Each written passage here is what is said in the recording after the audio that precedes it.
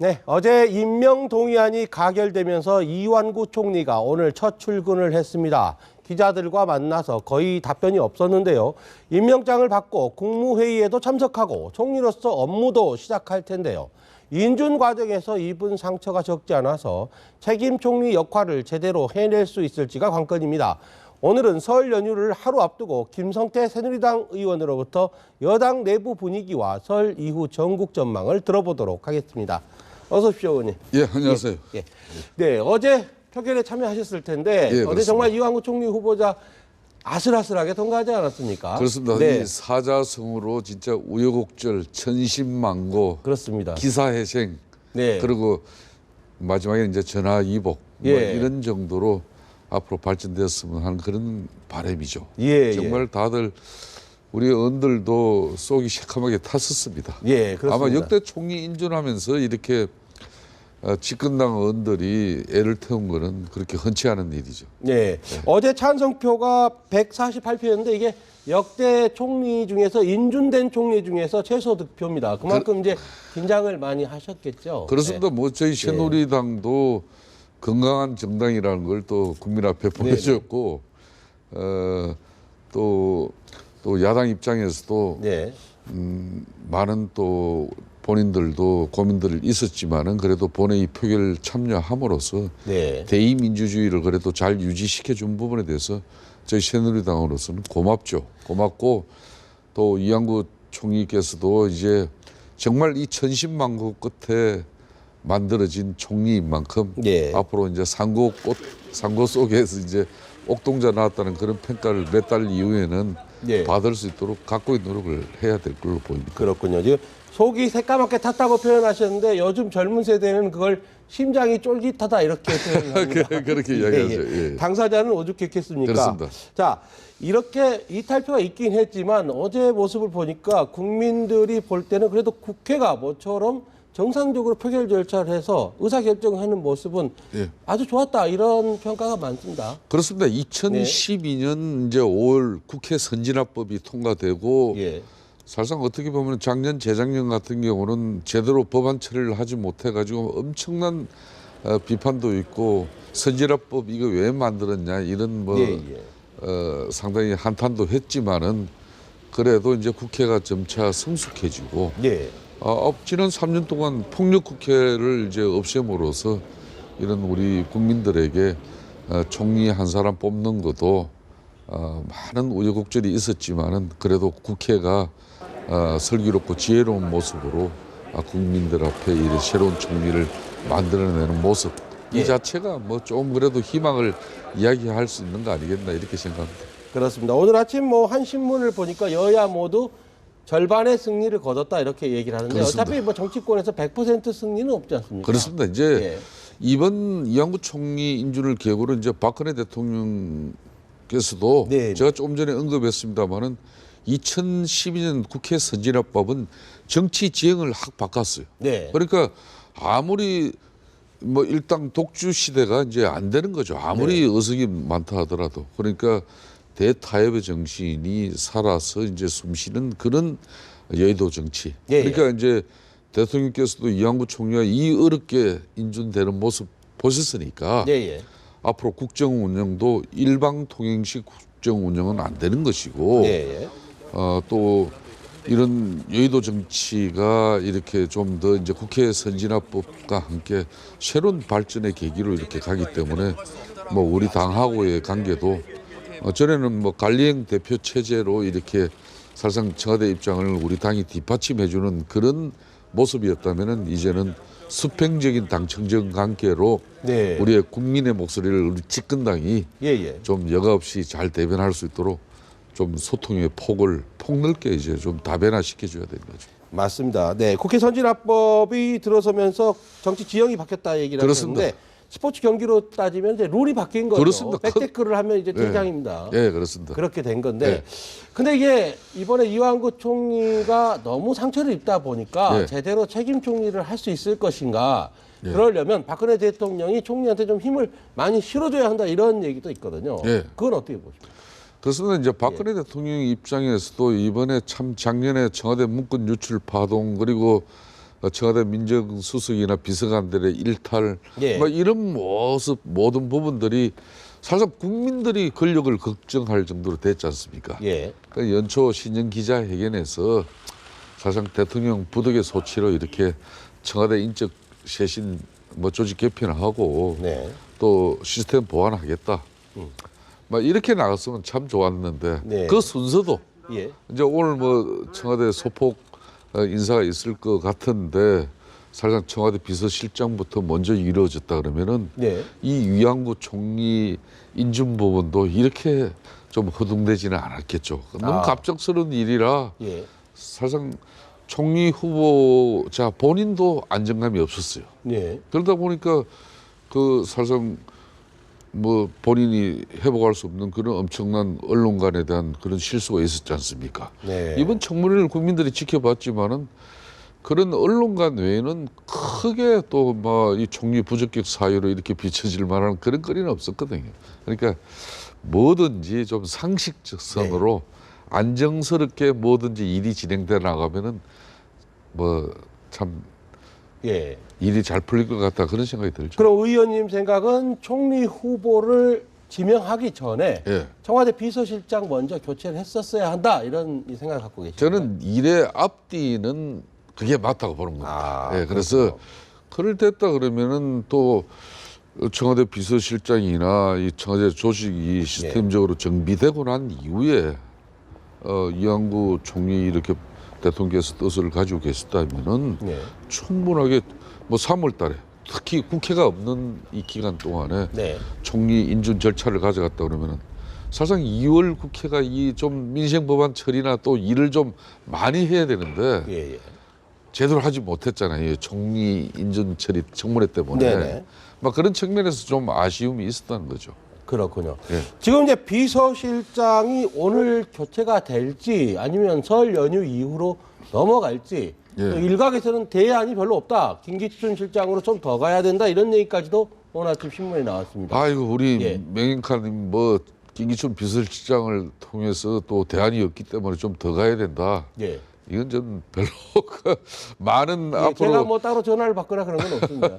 많은 오늘 아침 신문에 시나리오 나왔기에 중에서 그게, 예, 하는 뭐 그런 시나리오는 네. 정말 저는 없어야 된다고 봅니다. 예. 예, 그래서 차라리 대통령께서 총리 인준 이 절차 과정이 또 대통령께서도 상당히 뭐 마음이 참 복잡했겠죠. 네. 그렇기 때문에 좀 더 시간을 필요로 한다면은 이번 설 연휴 기간 동안에 네네.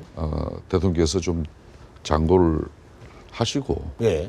좀 정말 국민들 눈높이에 적합한 그런 네. 새로운 비서실장을 중심으로 청와대 또 인사 개편 또 개각 예. 이게 한꺼번에 이루어지길 바랍니다. 꼭 지금 오늘 안 해도 상관없다. 꼭 뭐 오늘 아니더라도 만일 대통령께서 이번에 사실상 이완구 총리 이 청문회 절차를 보고 참 저 많은 생각을 했을 거라고 보고 있어요. 예. 그렇다면은 이완구 총리가 애초에 무난한 총리 인준 절차를 통해서 국정 운영의 새로운 터닝 포인트로 삼고자 했는데 네.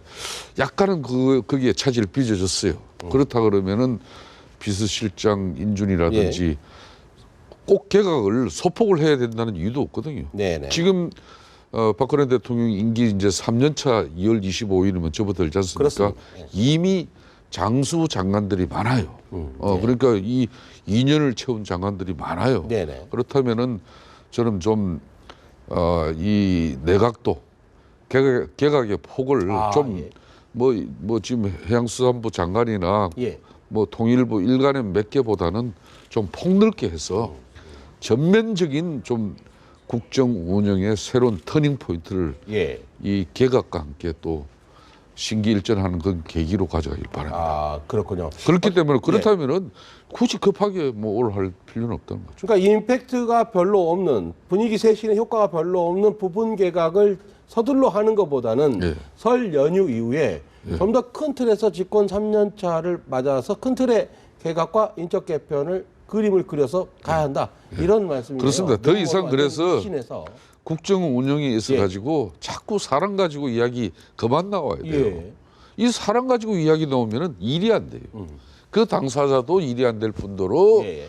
또 관련 부처도 일이 안 돼요. 예. 이미 많은 뭐 좀 장수 장관을 하고 있는 그 부처 같은 경우는 우리 장관이 다음에는 개각 대상이다. 많은 이 공직자들이 예. 일손이 제대로 안 잡히죠. 그렇죠. 또 그 부처의 업무 추진력이나 또 예. 부처 장악력도 자꾸 개각 대상의 이름이 오르내락거리면은 이미 장악력이 떨어집니다. 그렇습니다. 그렇다면은 예. VIP께서 이제 집권 3년 차에 들어서는 마당이니까 뭐 지금 시기에는 전면적인 저는 개각도 너는 필요하다고 보는 사람입니다. 서류 결제를 하려다가도 예. 장관이 바뀐다고 그러면 결제 서류 자꾸 이게 올리려다가도 이거 잠시 캐비넷에 넣어두겠죠. 그런 게 한 달, 예. 두 달, 세 달. 예, 예. 제가 아직도 보면요. 네. 모 부처 산하기관장 인사에 4개월, 6개월 정도 걸리고 있어요. 그렇죠. 이런 거는 그러니까 사람 인사 문제 때문에 국정 운영에 공백이 빚고 차질 빚는 것은 네. 공직 사회가 누구보다 잘하는 거예요. 네네. 그러니까 좀 언론이나 또 상식적으로 저 장관은 좀 이제 오래 했다. 예. 또 뭔가 새로운 변화를 줄 필요가 있다 하면은 이번에 꼭 일부 뭐 소폭 거기에 연연할 필요 없다고 보는 거죠. 저도 이제 각 부처의 어떤 공직자들 좀 고위급 공직자들 만나면 그런 얘기 많이 하더라고요. 예, 예. 예. 이게 인사 발령이 안 나서 어떻게 언제 내가 이동할지 잘 모르겠다 이런 얘기들을 하고 상당히 좀 지체가 되는 것 같아요. 전반적으로. 집권 3년 차에는 진짜 뭐 청와대 지금까지는 한 2년 동안 예. 청와대 중심의 수석 비서관들이 전체 국정 운영을 리드해 왔다 그러면은 이번 저는 그렇습니다. 박근혜 대통령께서 네. 좀 중폭 이상의 개각을 통해서 정말 부처를 책임지고 장관이 장악하고 그 장관이 그 부처의 정책들을 책임 있게 추진해 나갈 수 있는 그리고 평가도 받을 수 있는 네. 그런 책임 장관 모습 보여줘야 됩니다. 그게 대통령의 지금 공약이기도 했습니다. 예. 지금 지난 2년 동안 아마 지금 박근혜 정부 장관 이름 몇 사람 데려가려면 우리 국민들 장관 이름 몇 사람 못 대고 존재감이 이전 정부에 그런 비해서 거죠. 약해졌죠. 그런 예. 거죠. 예. 이거는 결코 바람직하지 않죠. 네. 그렇군요. 자, 이제 유승민 원내대표 체제가 들어서서 첫 숙제가 이제 바로 어제 이완구 총리 인준안 통과 아닙니까? 예, 예, 비록 예. 내부 이탈표는 좀 있긴 했습니다만 예. 어쨌든 말씀하신 대로 여당 의원들이 똘똘 뭉쳐서 통과시킨 건 사실입니다. 예. 이제 그럼 여당 쪽의 목소리가 좀 커질 것 같다 이렇게 봐야 되나요? 그러니까 이게 제가 아까 청와대를 이야기했던 한번 도와준 예. 셈이잖아요. 국회 2012년 예. 그러니까 국회 선진화법이 처리됐다는 것은 네. 아무리 대통령제지만은 일방 통행식의 국정 운영 그리고 국회가 집권당이 절대 다수 의석이기 때문에 무조건 국정을 뒷받침할 수 있는 그런 이제 시대는 지났다는 거예요. 네. 일정 부분 야당의 주장과 야당의 입장, 그 국민의 그건 다양한 목소리니까 네. 이걸 수렴하고 이걸 같이 반영하지 않으면은 국회가 돌아가지를 않아요. 그렇다면은 국정 운영도 이제 그런 측면에서 변화를 가져가야 되는데 아직까지 사실상 국정 운영 시스템은 과거의 방식 그대로거든요. 네. 여기서 엄청난 충돌과 차이가 났던 것이죠.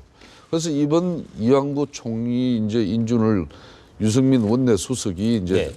그래도 잘 처리했기 때문에 예. 본인 입장에서는 정세 없는 그러니까 복지 논란도 본인이 일성으로 질렀지 않습니까? 네. 예. 그런 것도 과연 눈높이에.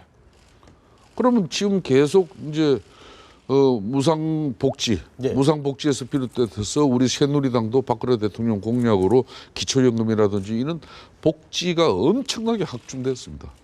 그러면 이 복지가 예. 하늘에서 그 복지 재원이 뚝 떨어지는 건 아니거든요. 예. 그렇다면은 정말 국가 세수는 한정돼 있고 그렇다면은 이 복지 재원을 어떻게 확보할 것인가? 네. 진솔한 이제 사회적 논의를 거쳐서 국민적 담론 속에서 국회가 이제는 과연 정부가 이 정시 없는 복지로서 네. 물론 대통령 말씀대로 경기가 부양돼 가지고 기업들이 세금 많이 내면은 뭐 그 법인세로 가지고 이제 이 복지 재원으로 쓰면 된다. 예. 상당히 일리 있는 말씀이지만 이게 하루 이틀 만에 그렇게 되는 게 아니거든요. 그렇죠. 그렇다면은 유승민 원내 수석이 이 정시 없는 복지 이런 문제, 예. 그럼 공무원 연금 계획 문제 이런 정말 산적한 이 해남 부분에 대해서 엄청난 지금 현재 정권과 그리고 여의도 정치 국회하고의 네. 인식의 차이가 큰 부분이 있어요. 이런 걸 어떻게 조율하면서 또 여야 간의 합의를 통해서 네. 그런 정책들이 법안으로서 잘 처리될 수 있을 것인가. 예. 이게 이제 윤석민 수석의 그렇죠. 이제 숙제죠. 네. 지금 이제 북유럽 같은 경우도 보면은 복지 정책을 만들 때 또 나중에 수정할 때 이런 걸 보면 서로 간에 합의를 하지 않습니까? 네. 지금 우리도 그런 모델이 필요한 건데 여야와 또 전문가들과 또 시민단체, 정부 이렇게 이해 당사자들과 관련자들이 모여서 합의를 하면 사정을 설명하면 국민들도 그걸 받아들일 준비는 돼 있지 않나 이런 생각이 들어요. 이 정치가 국민들을 갖다 인기 영합형 예. 정치를 하면은 상당히 무책임한 정치가 돼버려요. 네. 나중에 후세대들에게 엄청난 그 복지의 부담을 다 안겨드려버립니다. 그렇습니다. 그렇지 않아도 지금 저출산 문제가 가장 대한민국의 큰 사회적 문제지 않습니까? 네. 그 엄청난 부담을 안으려고 그러면 자식 부양에 자꾸 이 좀 생각이 줄어들 네. 수밖에 없는 겁니다. 그러니까 저는 앞으로 정치권에서 네. 또 정부에서도 이 복지 문제를 가져갈 때는 국민적 합의 속에서 저는 이 복지 문제를 도입해야 된다. 네. 국민적 동의 없는 일방적인 인기 영합형 정치가 앞장서 가지고 표를 좀 더 받기 위해서 네. 이런 득표 활동의 중심에 복지를 올려놓고 하다 보면은 정말 이 무책임한 복지가 되는 거죠. 네. 그런 만큼 앞으로 복지는 절대 국민적 담론 속에서 국민적 사회적 대합의 속에서 네네. 우리가 하나의 복지를 새롭게 늘리는데 국민들이 동의하고 그에 따른 이제 정세, 네네. 국민들 부담도 동의된 가운데 복지가 늘어나야지 국민 부담 동의되지 않은 가운데 정치권에서 정부에서 일방적으로 인기 영합의 복지는 중단해야 됩니다. 그렇죠. 그건 국민들 속이는 일이에요. 네. 우리 국민도 이미 그 정도의 현명함을 그렇습니다. 가지고 이제는 있습니다. 우리 예. 국민들이 더 이상 무상 복지에 안 속죠. 네네. 그러니까 정치권에서도 절대 섣부른 인기 영합 정치 이제 청산해야 됩니다. 예. 이런 식으로 자꾸 이제 부담이 다음 세대에 넘어가다 보면 예. 저는 뭐 가끔 그런 생각도 합니다. 요즘 뭐 젊은 세대가 나중에 복지와 이 조세 부담을 떠안기 싫어서 또 멀리 또 외국에 나가서 취업해버리고 뭐 이러지 않을까 이런 생각도 들어요. 그런 나라들이 한둘이었습니까? 예, 예. 과거에 유럽 선진국에서도 한때는 프랑스도 그런 프랑스 이탈 국민들이 많았어요. 네네. 유럽에도 이런 세계 최선진국들이 그렇습니다. 네덜란드나 뭐 덴마크도 그런 사례가 다 그런 있었어요. 사례였죠. 예. 그러니까 이 복지 수요에 따른 그 세 부담을 그 나라 그 국민들이 처음에 네.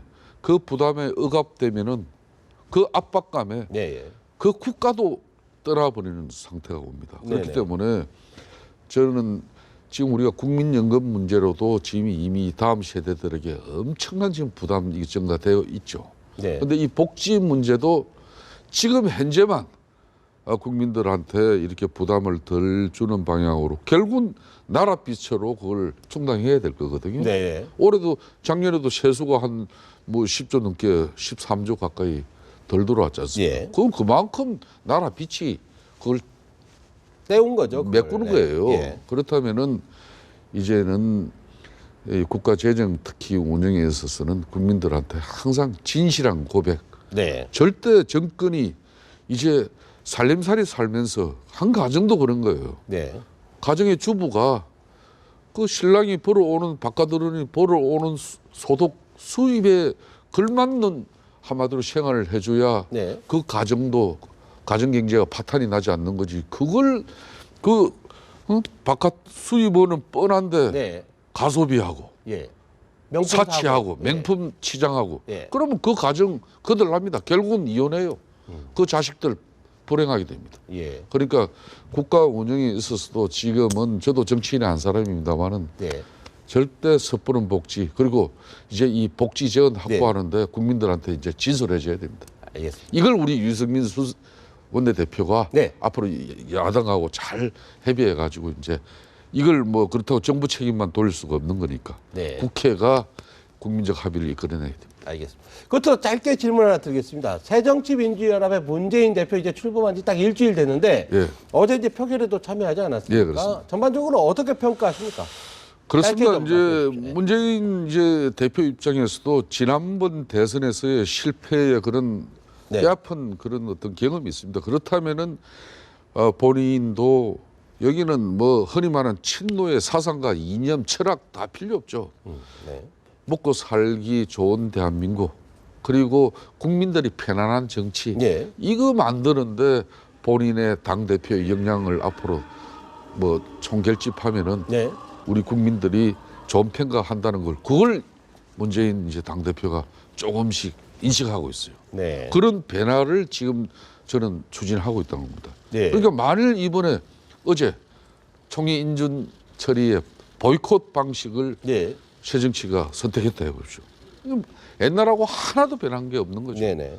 그래서 이제 새로운 변화에 문재인 대표가 이제 본인이 적응하려고 하는 그런 몸부림이 저는 보인다고 생각합니다. 그렇군요. 근데 이게 새정치연합의 문재인 대표 이렇게 가면 나중에 총선 대선에서 새누리당에 좀 위협이 될 수도 있습니다. 그렇습니다. 새누리당 입장에서 다음에 정권을 잃더라도 네네. 이제 뭐 우리 국민들이 상식선으로 국민이 통합하고 국민이 납득하고 인정하는 그런 네. 정치, 여야관계 뭐 그렇게 잘해가지고 문재인 대표가 국민적 지지율 높아가지고 자기 본인이 뭐 대권을 성공한다 하더라도 우리 새누리당은 그 정치해야 된다고. 네. 저는 앞으로 문재인 대표가 잘하면 잘한다고 계속 칭찬해 줄 겁니다. 예. 이번에- 잘못한 건 또 잘못했다. 이번에는 예. 저는 총리 인준 처리 절차 과정에서 네. 비록 국민 여론을 듣겠다 했지만 그 여론은 참고용으로 하고 네. 표결에 이렇게 참여했다는 것은 역시 이제 새로운 새정치민주연합의 당 대표의 리더십을 보여준 거죠. 예.